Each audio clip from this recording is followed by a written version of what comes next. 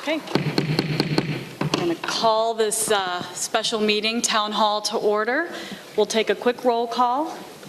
Clerk Kornecki. There you go. Trustee Davis. Here. Trustee Aiello. Trustee Bolthus. Here. Trustee Taglia. Here. Trustee Wagner. Here. Trustee Case. President Bullwinkle.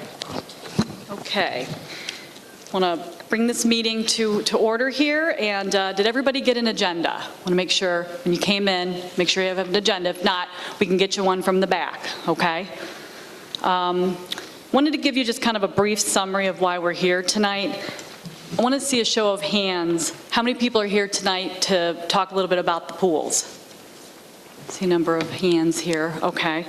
How about stormwater drainage and just water issues? Okay. And how about the roadways? Pretty much everybody.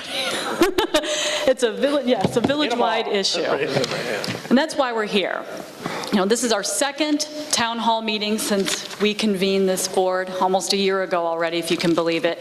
And we want to do more of these. The purpose of doing this is to increase the public awareness and also the public engagement. There was a lot that we talked about as we went into this new administration, and you know, there's a lot to talk about in regards to our community pools, Lufkin and Jefferson. The stormwater issues, you probably had an opportunity to look at the pictures that we have set up in the hallway. It shows a small snippet of what we're dealing with as a community. And of course the roadways. And after the spring thaw, we've seen quite a few new potholes to join the family, and we're eager to get rid of the potholes and bring you smooth streets. So with that, I just want to thank our attendees here, you, the residents and business owners and guests that are here tonight with us. And of course want to thank the board for being here with us. We have a number of consultants here tonight from George K. Baum that's helping us with the road issues, and also Robinson Engineering, and we're going to go into a little bit more about those particular items a little bit later. Just a couple housekeeping announcements before we really get into the meat of it.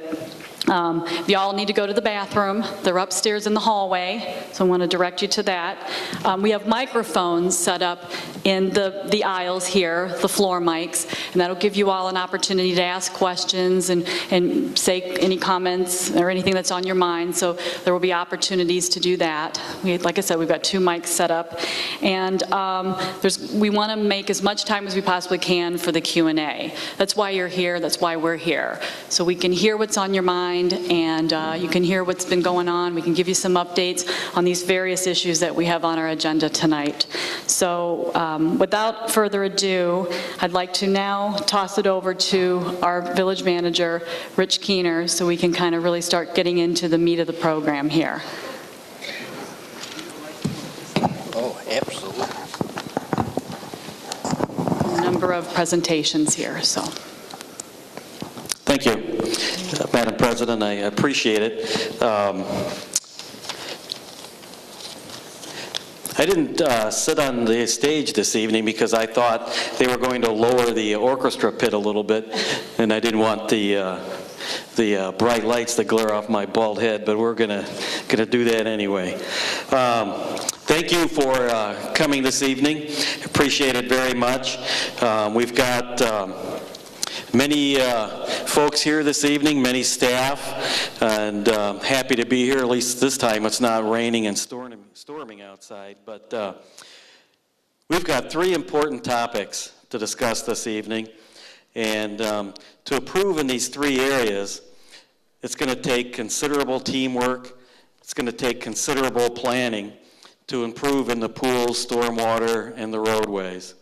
My job as village manager, I'm Rich Keener, I'm the village manager, and I've been here almost 3 years. It'll be 3 years next month. My job is to please you as the residents, citizens of Villa Park, and to make our trustees look good. And quite honestly, that's why I have no hair. So let's dive into the first topic this evening. And if you don't mind, I kind of walk around a little bit. I don't like to sit down. So our first topic on our agenda is the pools. And what I'd like to do is I'm going to step over here and pick up one of my books here. and kind of, you know what? Yeah, would you bring the book over for me, please?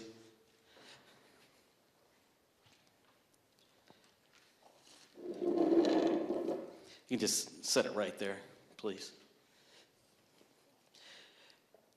Who in the audience knows that we had a facility evaluation conducted of the pools? Okay, good number of you. If you're not aware of it, this facility evaluation that was completed by Williams Architects and Aquatics is on our website. So that's the Village of Villa Park's website. It's on the headline section on the right-hand side, plus it's underneath the Government Transparency tab all the way at the bottom. And inside the facility evaluation, it talks about many different things. And if you've been to Village Hall meetings, or if you've seen the videotapes, or if you've been here at the Town Hall meetings, I have kind of a phrase I use all the time. And that's, we're at point A, and we look to do certain things to get to point B. And sometimes I say, we're not rocket scientists. Sometimes I say we don't have all the answers. And that's the truth. We don't have all the answers. And that's why sometimes as staff and as a board of trustees, we reach out to professionals or consultants that can help us get the answers. And that's what we did with Williams Architects and Aquatics. And that's what we did with stormwater, and that's what we did with the roadway road. And I will use that from point A to point B throughout tonight's meeting, because it's a roadmap in my mind. We're at point A, we need some assistance to get to point B in all three of these topics. And as I mentioned, it's going to take considerable planning. It's probably going to take some sacrifice. It's going to take a lot of teamwork. Because quite honestly, as staff and board of trustees, we're not going to be able to do this alone. We're going to need your help. You're going to need your support.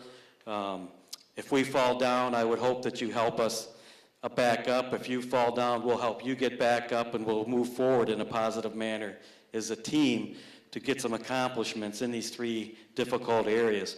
So I want to give you a little background on the pools, because this is being taped. And as we run the tape through our cable channel, some folks at home may not really understand the history of the pool. So I just want to read a little bit from the facility evaluation. And I believe we have about 100 hard copies, I think at the entrance of the doors if you want a hard copy. But let me read a little bit of this into the record, and so everyone at home and everyone here that doesn't have a copy can kind of relate. So the executive summary, the scope of the facility evaluation is as follows. The Villa Parks and Recreation Department commissioned Williams Architects Aquatics to provide an audit of Lufkin Pool and Jefferson Pool. The intent of the evaluation was to determine the present condition of the facilities in order to assist with the planning for future repairs and replacements. I mentioned, as staff, we don't have all the answers.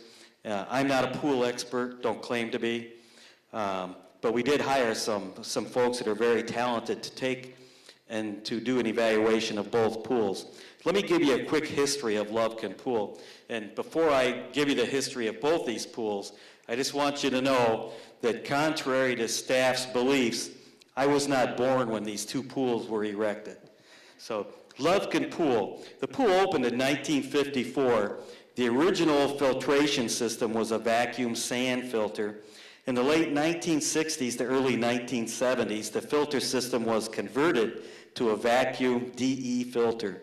In 1997, the pool received a significant renovation, which included a new stainless steel perimeter gutter system, a new PVC pool liner to address the deteriorating leaking pool vessel, and new site amenities including waterside, drop slide, spray features, and a sand play area with a playground.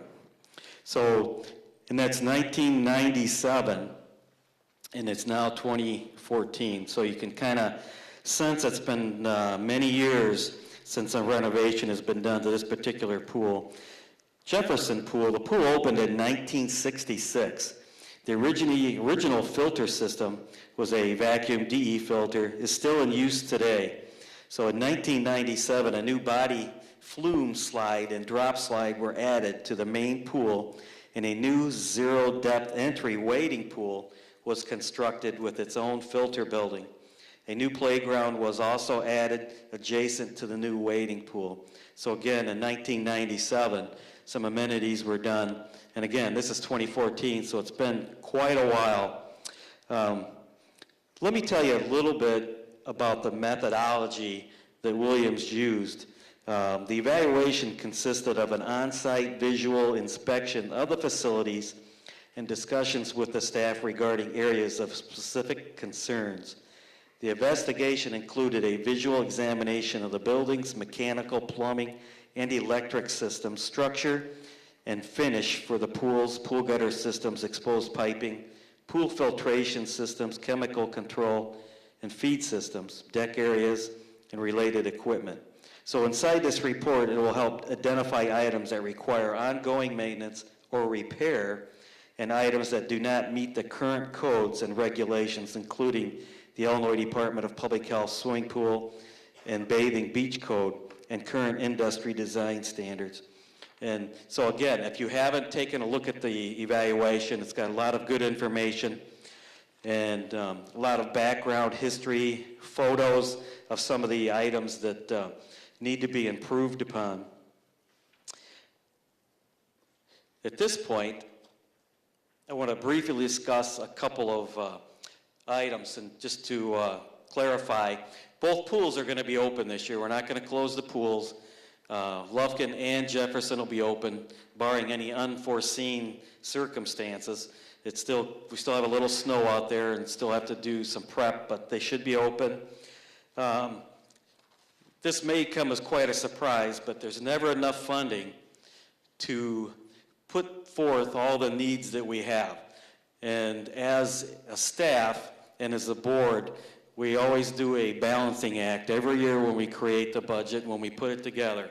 And it's a holistic budget trying to balance the needs of roads, stormwater, pools, vehicle purchases, and things of that nature. And so there's just never enough money, just like at home for all of us. There's just never enough money to do the things that we really need to do or want to do.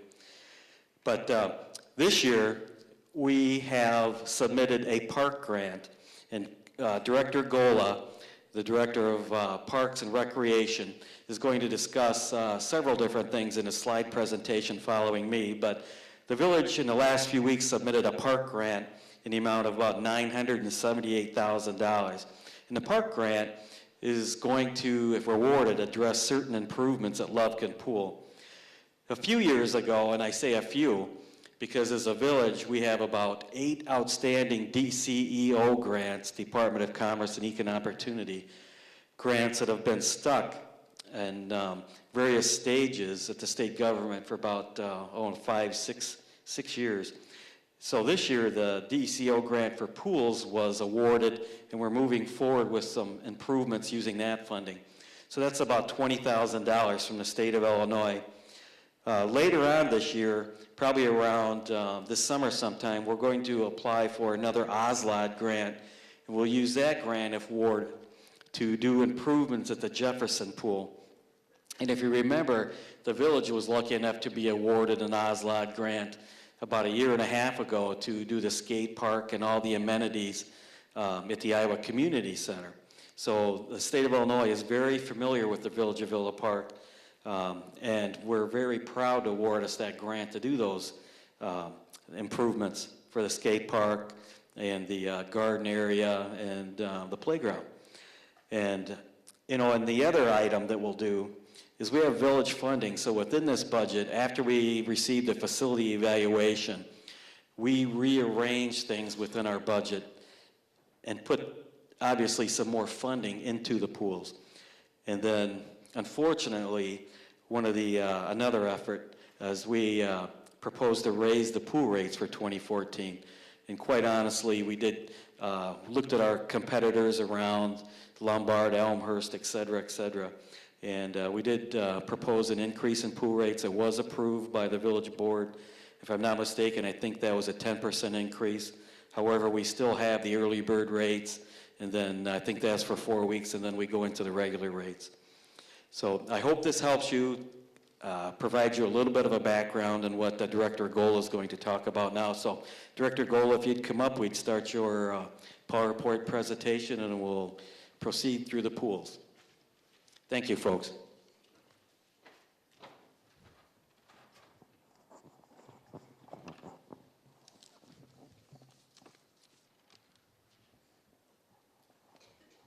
Greg, did you want this one so you can be seen a little bit? You want this one so you can be seen up there because the lights aren't going to... Yeah, that's what I thought. Good evening, everyone. Thank you, Manager Keener. What I'd like to do is just recap what the park grant, what we're going for,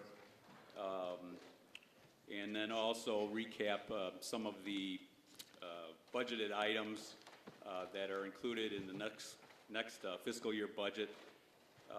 And before I say that, kudos, if as Manager Keener stated, the pools are 50, 60 years old. So I'd like to give kudos to actually our retired superintendent, Marlon Hummel, and Dave Elliott and their crew, because every year it's quite a challenge to get those pools operational and up and running, and they do a wonderful job. All right.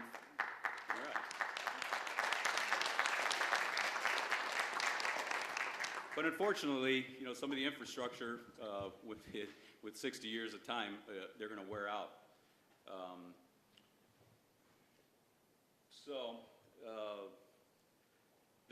This is a picture of one of the main drain pipes at Lufkin Pool. This is some of the things that the general public doesn't see, and we included this on the PowerPoint just to show you the corrosion and the wear and tear. And this is what staff has to deal with when we open up the pools. Knock on wood, it's still functional, and hopefully if we get this park grant, that's one of the areas that we're going to replace.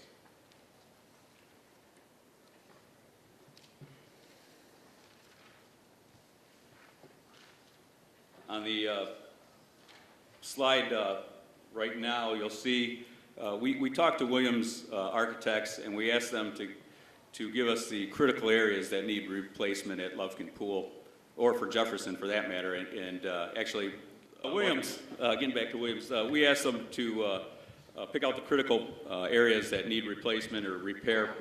And as you see on the screen, the liner, concrete structure, the main drain that I mentioned, and replace the vacuum filter are all the main areas that we need to take care of at Lufkin.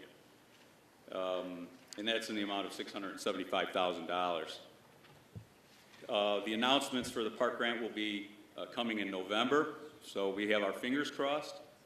To date, 70 agencies have applied for the grant. There's $25 million budgeted or allocated for the agencies, and actually $5 million of that 25 is going to be going to the Chicago Park District. So really, there's $20 million for those 70 agencies. So it's quite competitive, and we're hopeful that we will be able to get that grant. So that's just Lufkin, and again, the $675,000. There's also the contract costs, design, construction contingencies, that stuff.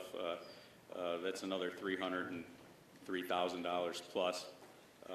So that brings us to our $978,000. We are also going to be applying for the Oslake grant, as Manager Keener had mentioned. That application is due in July, and I think the top end is $400,000. So should we get the park grant for Lufkin, our main concern will be repairing Jefferson.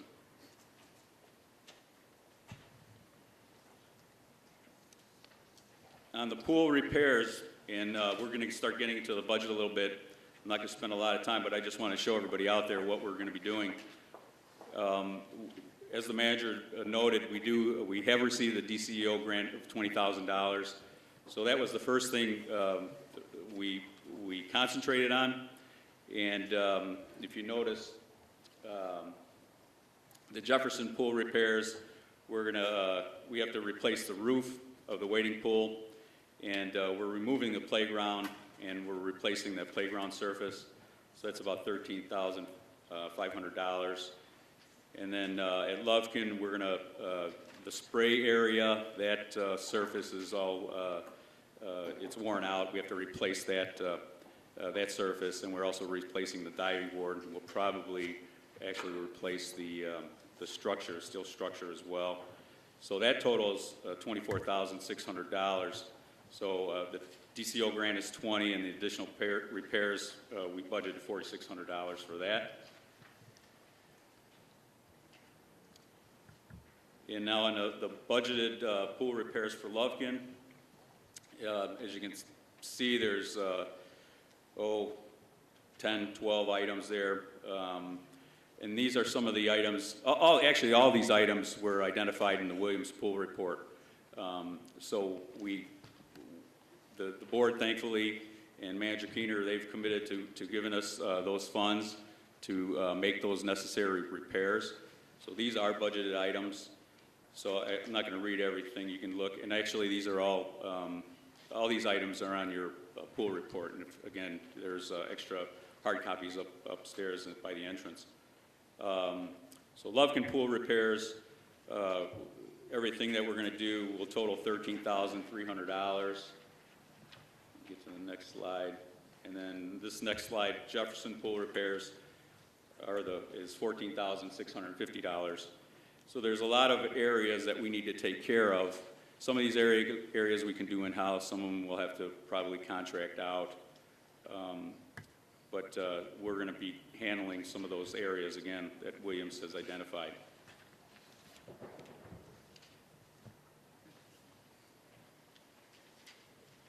So as a recap, again, if we get that park grant, it's going to be close to $1 million. Our budgeted repair items will be roughly $102,000. And again, we're at the Parks and Rec Department, we're thankful that we have that money to use towards the pools.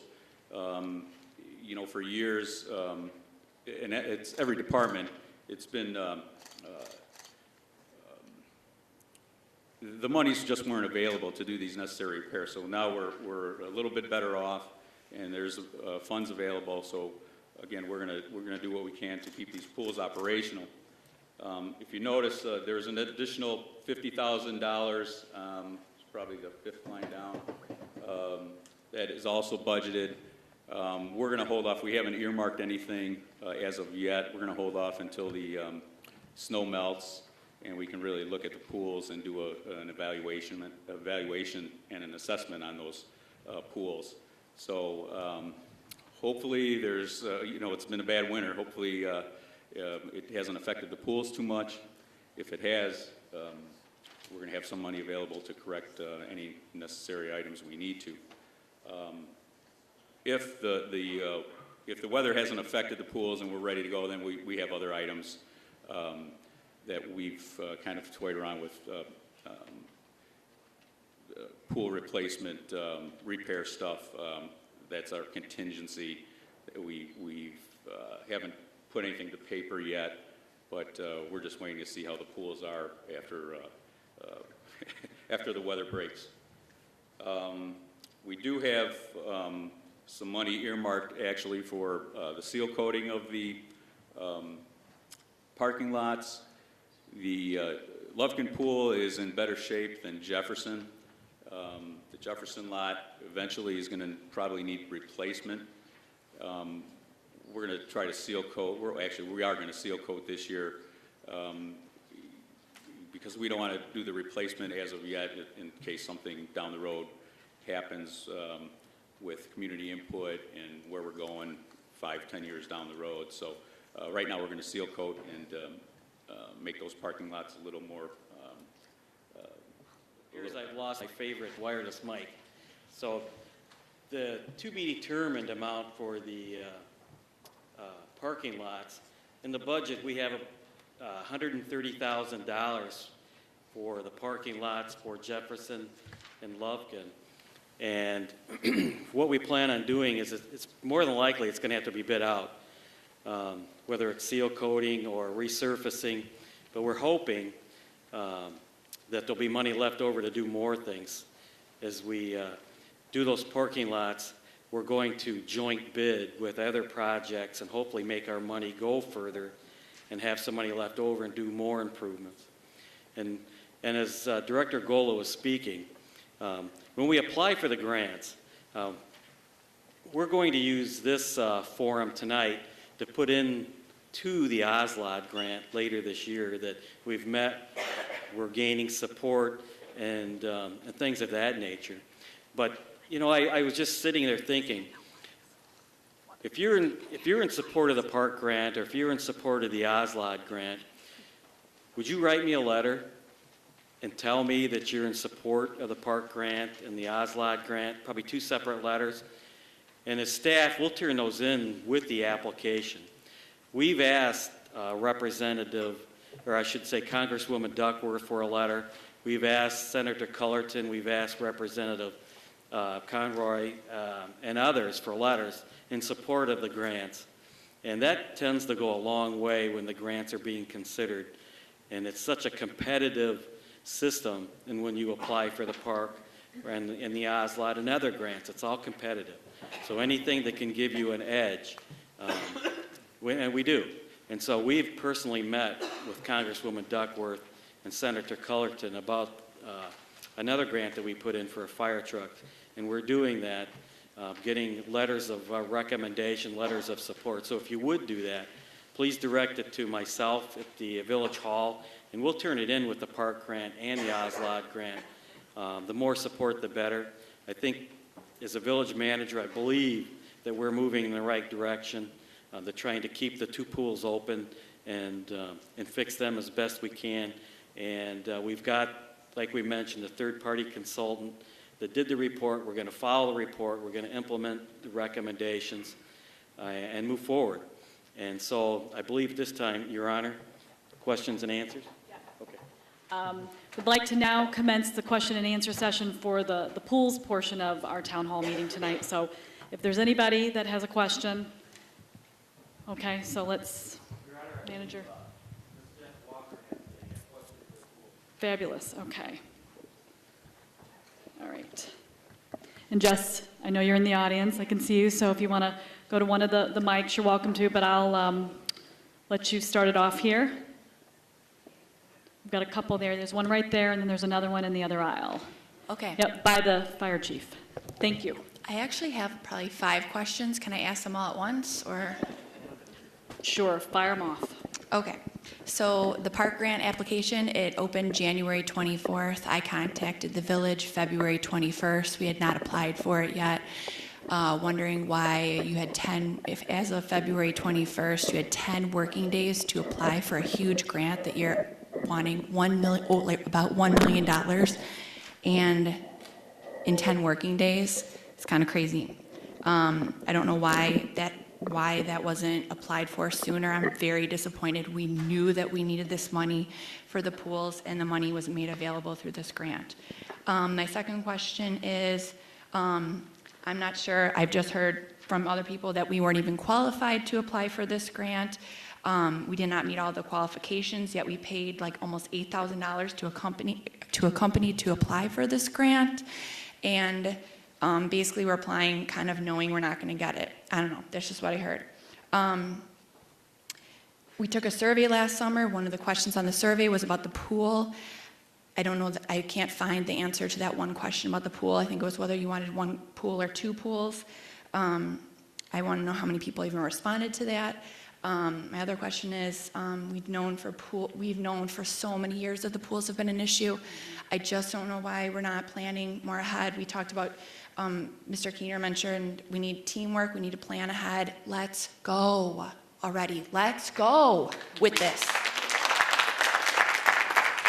Thank you, Jessica. Would a member of the staff like to address one or all of those questions, especially about the grant process? And I can tell you that Williams Architects, they were selected to write the grant and submit the grant because they've done a number of these grants. They're very familiar with the park grant process. So they were appointed basically to do this because they know their way around that system and already had some of the groundwork laid with the report actually that we've shared with you all tonight and that's also posted on the website. So they already had a lot of the information at the ready, so they were equipped to get it on that fast track that we ultimately put it on. So I don't know if, Greg, you want to add to that? Yeah, there was some staff discussions back and forth on applying for the park grant. The first, when we were talking to Williams, we didn't, I think we went for about $500,000, and their response was that IDNR, when they review that grant, probably a $500,000 grant application is just a Band-Aid. So we asked them to do a reassessment and what would make us more a better grant applicant. Thank you. You know, so that's when they came up with the extra. Well, let's concentrate on the 4 critical areas. So it took a little bit of process. You know, the staff worked diligently, and we had until March 10th to get it in, so we did. The other question, Jess, was, you know,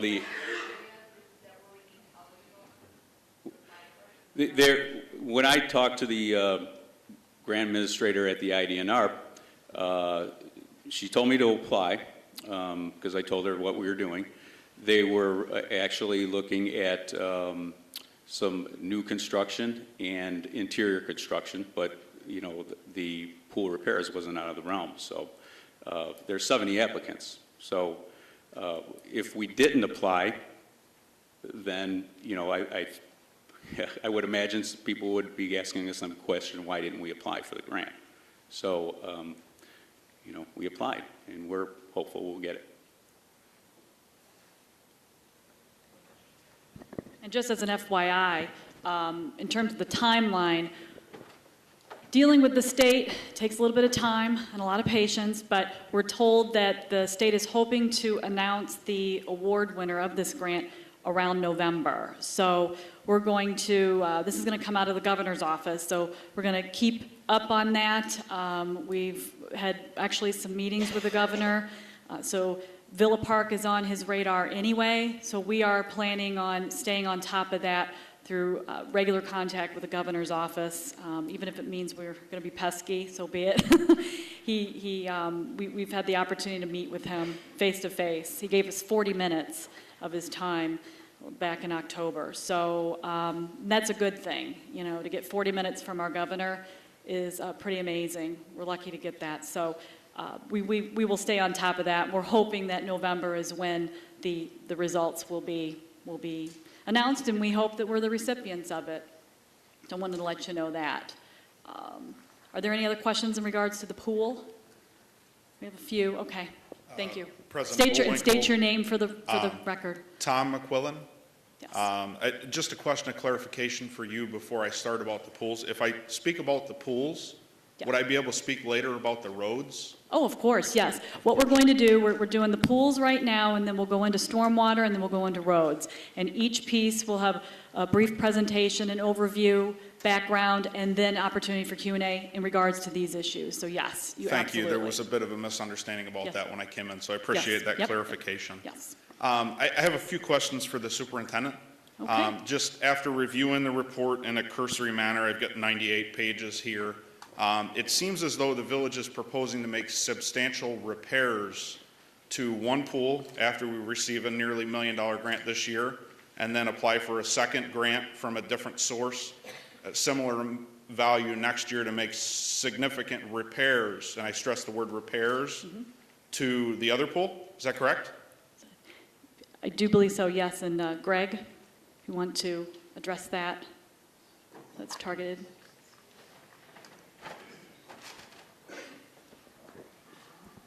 Yes, one of the suggestions from Williams was at Jefferson Pool to put a liner in a stainless steel gutter system over at Jefferson, and that would alleviate some of the water loss. So these are repairs. You're planning to repair the liner, repair the concrete pool structure, repair the gutter, is that correct? Correct. The village has gone out and hired expert consultants. You just said these are the people that prepare grant applications. They've given you a 98-page report, and I refer to pages 4 and 5, the executive summary, the third paragraph from the bottom of each page, essentially the same for Lufkin and Jefferson. And the first sentence I'll read, but I'll stress the next one.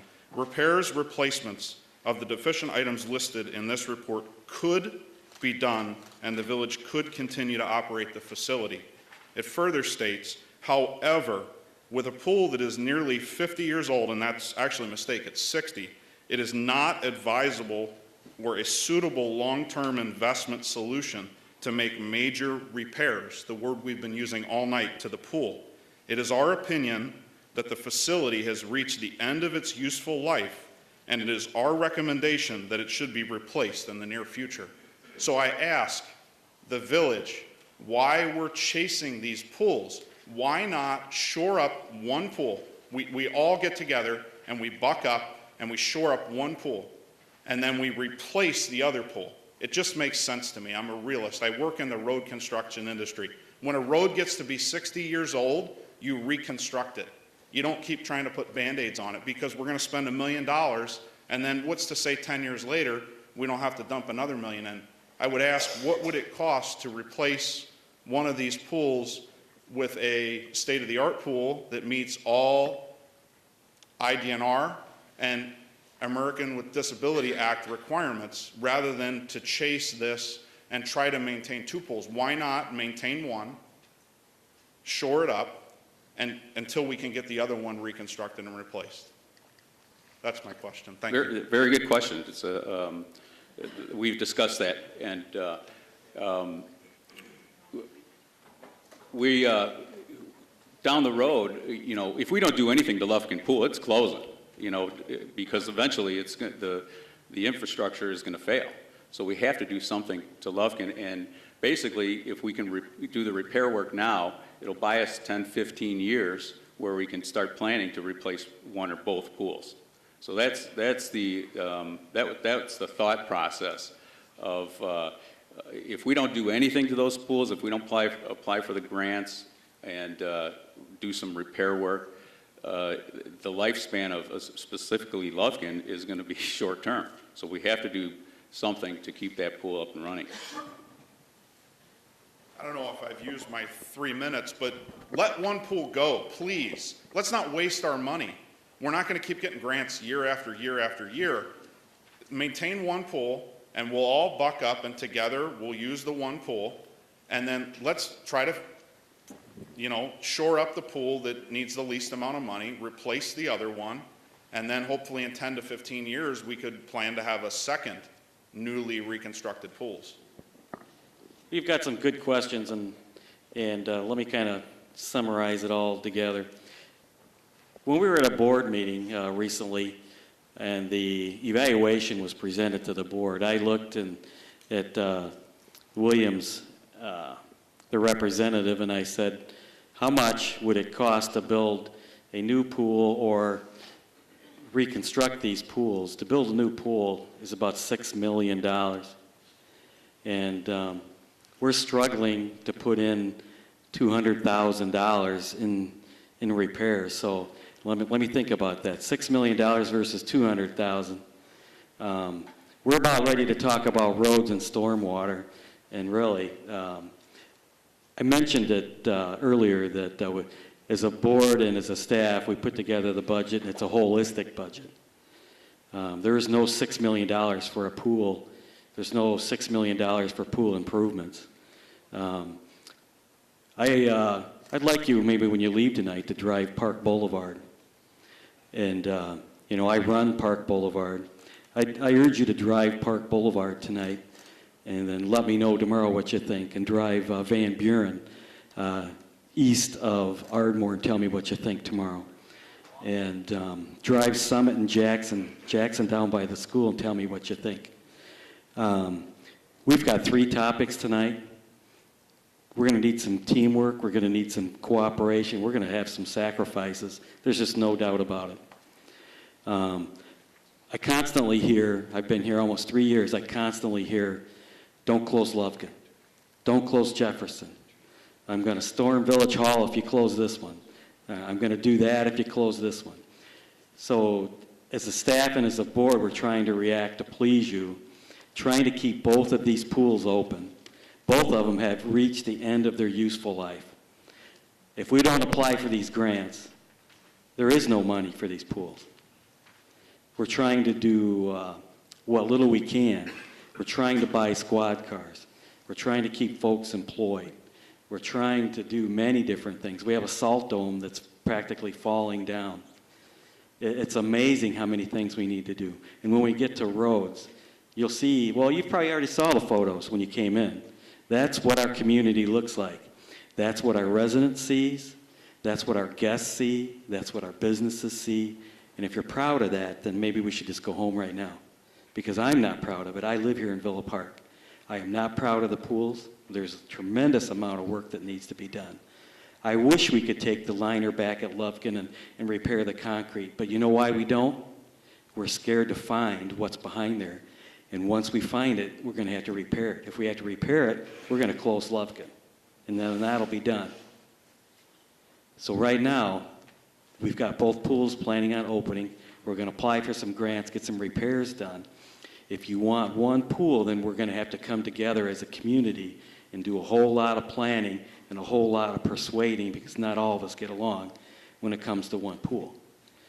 So you'll have to let me know. And if we do one pool, you know, it may be $6 million, it may be $10 million. And you're going to have to let me know where the money's going to come from, because I'm going to be asking you for some money for some stormwater and roads here in a couple of minutes. So I'll turn it over to Your Honor. Going back to the pools for a minute, one thing we're wrestling with too is looking at the scenario, if we find, in this case, it's going to cost $6 million, let's say, to repair both Lufkin and Jefferson pools. Then we look at potentially building a new pool, one pool, at a cost of maybe $8 million, $9 million. Now, I don't know if these are going to be the numbers. I'm kind of pulling them out right now, but just for comparison purposes, we have to take a step back and really look at what's the best bang for our buck. If we're going to spend $6 million on repairing 2 pools that, according to Williams Architects, have pretty much, lived out their useful life, or for a couple extra $1 million, we can build one brand new facility that have amenities attached to it, along with a pool and other things. Those are the types of things that we're looking at and need your feedback on that type of thing as well. I want to stress that Lufkin and Jefferson is safe. You don't have to worry about it being, crumbling beneath you, but we are at kind of a critical point where we need to figure out what we're going to do, what route we're going to take, and how we're going to get there. And that will require a plan, but we kind of need to know where we're going to go with that before we start really delving in and putting together a solid plan moving forward. So that's one scenario to just kind of think about. And as the manager said, you can contact staff, you can contact the board, you can contact us anytime if you have any feedback, suggestions, ideas, anything else you'd like to say at the mic before we do move on. I want to make sure that we get to, yes.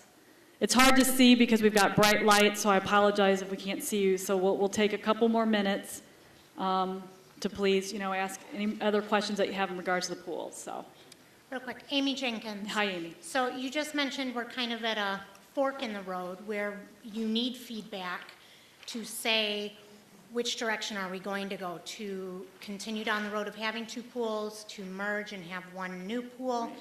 So I would encourage the board to develop a process for feedback from the masses. And I know Jess asked this, what was the result of that survey? There was one question, and I don't remember exactly, but it had something to do with 1 pool, 2 pools. Right. We don't know what the results of that were, but if we had a process to get feedback from residents, a formal process, not storm the boardroom, not shoot off an email, a formal process so that you guys could say with confidence, this is what the residents want. This is what the bulk of the residents want across all demographics, then you would have the confidence to say that, and maybe it would be a little easier of a pill to swallow to those people who have a difference in opinion. But I think we need a firm process, not just to say, send an email, come speak at a board meeting, all that gets lost in the shuffle. We need something standardized and something that can go out to everybody, please. And you're talking about the citizen survey that we did last year. Right. It was the first attempt at a citizen survey. And in regards to the percentages, and the manager might remember this correctly, because we just compiled it, and we're going to put it on the website if it's not there already. I want to say a slight majority were leaning towards building a new pool. So, you know, but we need more feedback, as you're saying, Amy. Yeah, You I know, would go into more detail, not just one pool, but Absolutely. what do we want a zero-depth pool for younger families? Do we want an Olympic diving pool? Do we want, you know, there has to be more detail to Yep. it than Okay. just that. Okay, Thank you. thank you. I don't know, the manager would like to I maybe just add have- to that? Perhaps. Just to add a little bit to that, as staff, we've talked about the survey many times. We also talked about doing Survey Monkey, and those of you might be familiar with that. That might be something we're going to be rolling out so that you could, via the internet, go on and click on and take a survey electronically. We'll be rolling out a new village website here in the next few weeks, and we're improving our social media capacity, and that's one of the items that we're thinking about is a survey conducted by Survey Monkey. Because when we sent out the hard copy survey to all the residents in Villa Park, it was probably residential homes, I should say. It was about 6,900 or 7,000 of them or so. And we got back, I think, 604 completed. So that's like less than 6%. So for the validity, it wasn't the greatest, but it was pretty split on the pools. So, yeah, so unfortunately, it didn't work that well, but It was a good start. It was a good start. Kind of lead us in some sort of direction. We know we need more, but we also knew that we needed to start somewhere. So, as the manager mentioned, utilizing the social media, the Survey Monkeys, the new website, we're doing everything we can to get the word out about everything that we're doing. So, and if you have any other ideas, certainly let us know. So, we have somebody over here. Yes, okay. My name's Heidi Trimper. I just had two specific quick questions. Sure. Are the grants that we are applying for the pools specific to repairs, or can we use them in any way that we want for the pools? Right. And it's, as all grants, once you submit your grant proposal, it's defined within your scope what you're going to do with it. So really, we try to be flexible and try to meet what the grantee is trying to do so that we can get the grant. And obviously, for our purposes, the OSLOD and the park grant will be for repair and improvements that way. For Jefferson, if you read the report, inside the report, Jefferson Pool loses 1.5 inches of water a day. That's why they're talking about putting a liner in to save the water, et cetera. And then at Lovekin, really last year, we kind of bolted down the liner because the liner kept coming up. So we bolted it down. But if you take a look at Greg's pictures, you can see the concrete is coming out from the side of the pool, pushing that liner. So we definitely have some issues.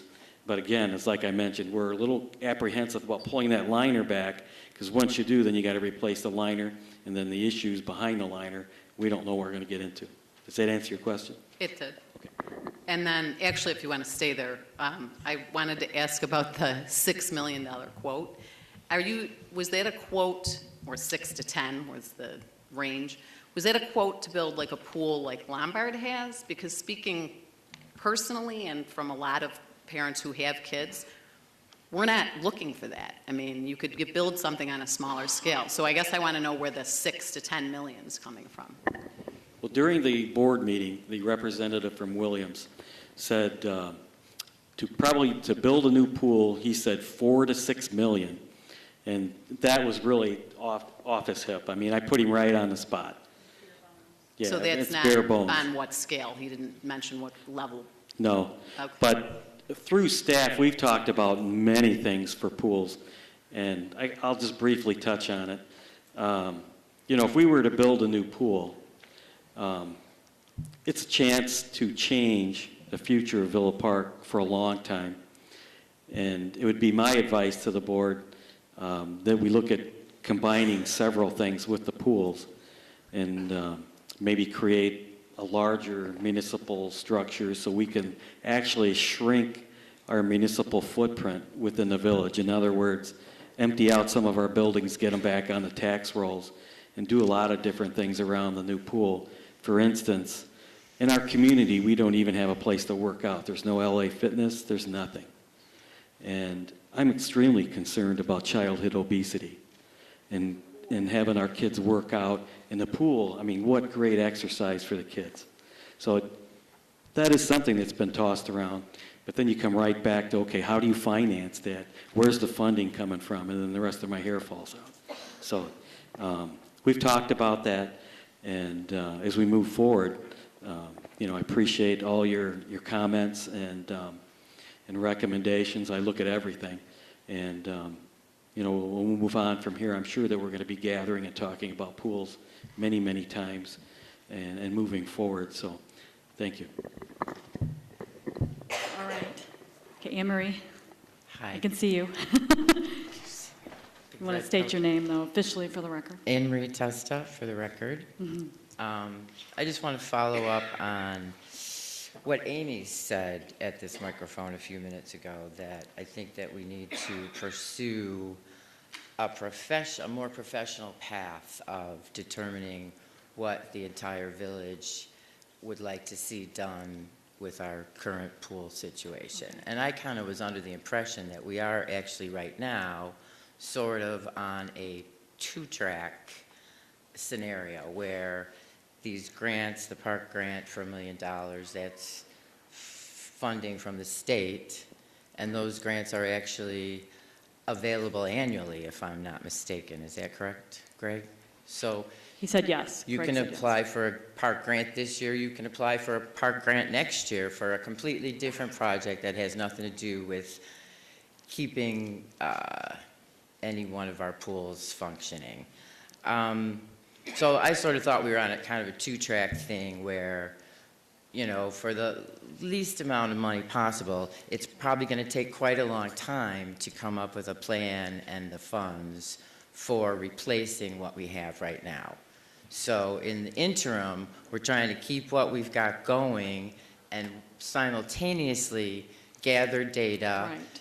the survey being one example. Yes. But like Amy said, there's ways of, like when we redid the comprehensive plan for the village, you know, there's a professional company and there's focus groups and, you know, nights when residents are, you know, somebody help me out, I forget what that process is called, and they do a professional survey that's just about the pools. It's not a question thrown on there that somebody in the office thought of. You know, survey questions need to be structured in certain ways to really get at the information that you need. And meetings, I mean, this meeting was publicized, but I don't think you can make a determination on what the village wants, just like Amy said, based on some emails you get or who shows up and screams at a meeting.